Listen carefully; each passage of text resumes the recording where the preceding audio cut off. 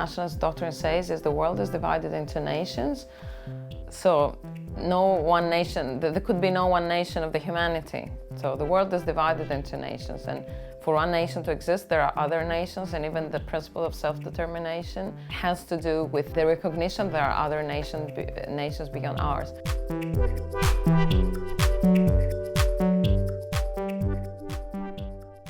Nations do not exist in a vacuum, and they're not self-contained. They're not the feeling of national belonging. In my view, is a relative feeling. It's a relational feeling. It's not an absolute feeling. So it has to do with somebody else, and the significant other is that other group or other nation that is very important for your in-group. The significant other is not necessarily a threat. Of course, it is often a threat, but it can also be an inspiring significant other. And again, if we look at the history, at the time, particularly of nation formation in the late 19th century and early 20th century, the nations that had acquired independence and had formed their own states were an inspiration for those nations that were still fighting for creating their own national state. On the other hand, for instance, significant others are often migrants. In some countries that have a past of race relations, significant others are people who are black. For countries that have suffered from colonialism, the significant other can be the mother country, so to speak, the mother country, the country that colonized them. So again, there I think it is important to understand that you have different significant others at any one given point in time, and also that these significant others can change.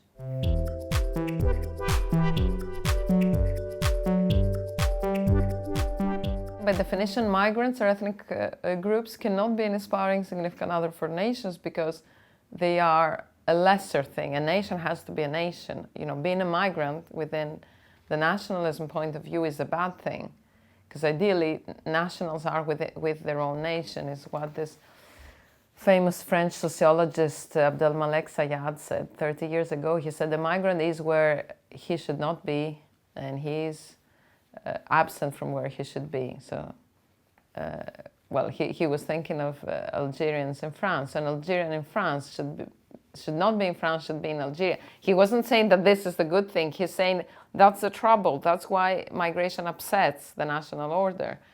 And if you think about it, it's so blatant, but it is true. It's also the whole question of citizenship. You as a migrant, you're not a citizen at destination. You cannot vote. You are a citizen at your own country, but you cannot vote, you cannot participate in your own country because you're absent.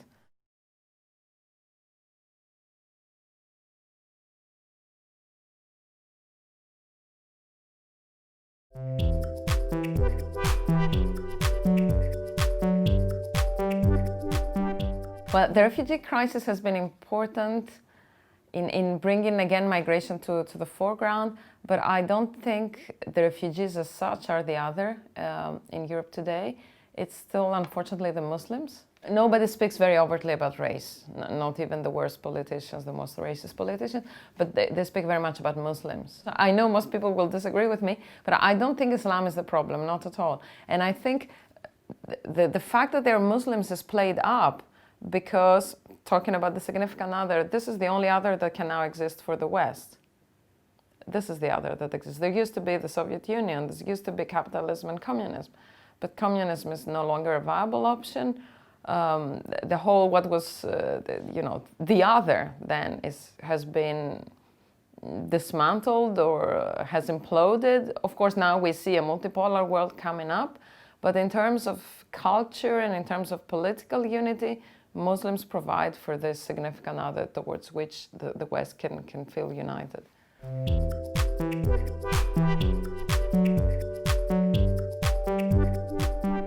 The refugee crisis is a catalyst or a symptom of something much deeper and much longer that is happening in Europe and the world.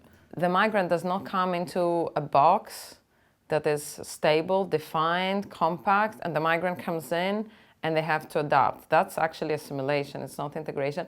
But also this box is not homogeneous and it's not compact. It's very diverse, it's very dynamic, it's moving, and things are changing in themselves in any case, but also through migration. So the Greece where I grew up in the 70s and 80s is very different from the Greece of today, where a child might grow up. And this is the same for Italy, and I would think it's the same for Germany and even for Britain. We cannot think that there is something called Italian society or French society or British society where the migrant comes in and they have to unilaterally adapt. So integration is a two-way street. And I think de facto it is.